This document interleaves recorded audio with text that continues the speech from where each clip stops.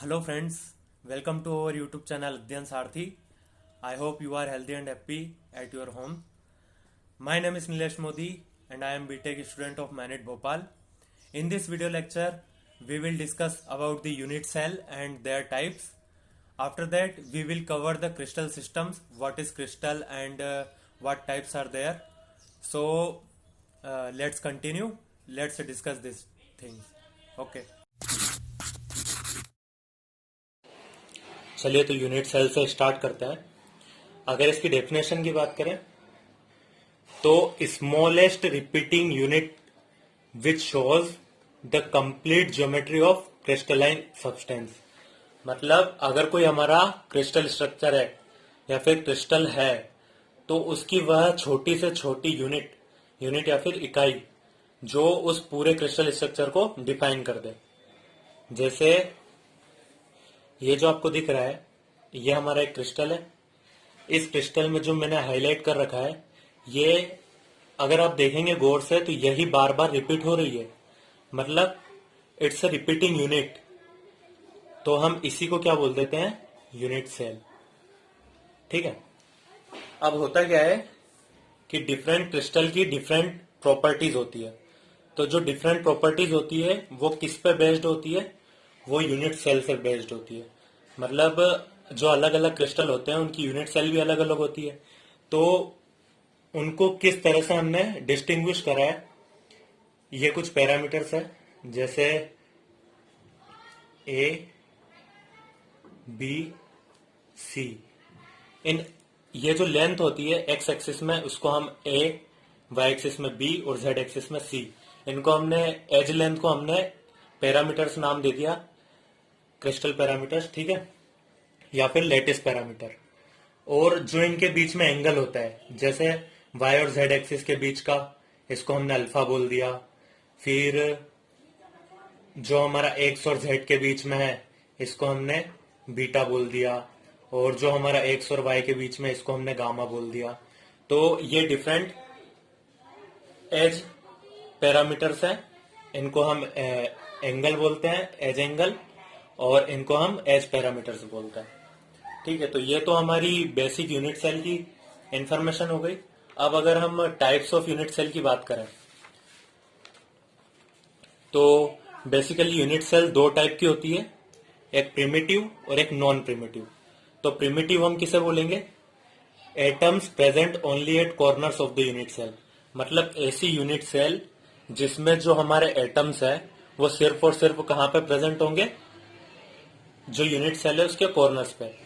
Non primitive unit cell हमारी क्या होगी, atoms present at corners as well as other places also. Means जो हमारे एटम्स है वो कॉर्नर्स पे तो होंगे ही होंगे, उसके अलावा और कहीं भी हो सकते हैं। जैसे इसका एग्जांपल अगर हम दें तो सिंपल क्यूबिक का स्ट्रक्चर कैसा होता है वो अभी हम देखेंगे। ठीक है, तो ये बेसिक हमारी यूनिट सेल की इंफॉर्मेशन हो गई। अब अगर हम क्रिस्टल स्ट्रक्चर की बात करें, आगे बढ़ते हैं और क्रिस्टल स्ट्रक्चर की बात करते हैं कि क्रिस्टल लेटिस क्या होता है, या फिर इसी को हम स्पेस लेटिस भी बोलते हैं। तो space lattice is a regular arrangement of lattice points showing how the particles are arranged at different sides in 3D view. मतलब देखिए, अगर हम बोल रहे हैं क्रिस्टल,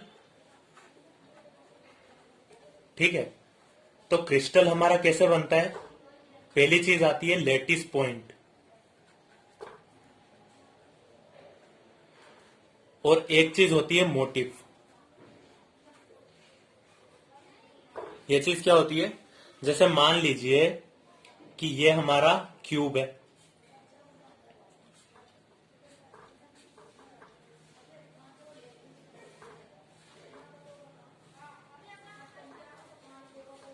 ठीक है, ये हमारा क्यूब है। तो और ये सिंपल क्यूबिक है मान लीजिए। तो सिंपल क्यूबिक में क्या होता है कि जो एटम्स होते हैं वो सिर्फ और सिर्फ कॉर्नर्स पे होते हैं। तो जो ये कॉर्नर वाले पॉइंट होते हैं ना, इनको हम बोलते हैं lattice point. Lattice point means यही पॉइंट को अगर हम मिलाते हैं तो एक यूनिट सेल बनती है, और यही यूनिट सेल बार बार रिपीट होती है। ठीक है, तो लेटिस पॉइंट। और मोटिव क्या होता है, जहां मतलब अब जैसे लेटिस पॉइंट है, तो लेटिस पॉइंट पे जो चीज हमारी आ रही है, जैसे क्या आ रहा है, एटम आ रहा है, तो इस एटम को हम क्या बोलेंगे, मोटिव। ठीक है। तो हमारा जो क्रिस्टल बनता है वो क्रिस्टल किन चीजों से बनता है, first of all lattice point, then motif, इन दोनों के कॉम्बिनेशन से हमारा क्रिस्टल कंप्लीट होता है। तो ये हमारी बेसिक डेफिनेशन हो गई क्रिस्टल लैटिस की। अब हम क्रिस्टल लैटिस की बात करें कि कितने क्रिस्टल सिस्टम होते हैं हमारे पास, तो देयर आर 7 क्रिस्टल सिस्टम्स। ठीक है।